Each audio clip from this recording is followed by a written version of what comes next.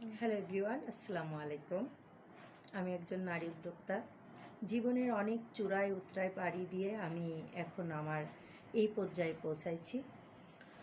আসলে আমি চাই আমার মতো প্রতিটা নারী তার নিজের দক্ষতায়, নিজের চেষ্টায় নিজের পায়ে দাঁড়াক। নিজের পায়ে দাঁড়াইতে কি বোঝা যায়? নিজে স্বাবলম্বী হওয়া, অর্থ উপার্জন করা সৎ এবং সততার সাথে।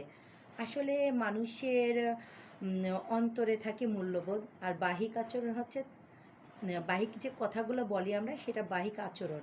আচরণ সবসময় ভালো করতে হবে, আলোচনা করতে হবে, সমালোচনা বাদ দিতে হবে।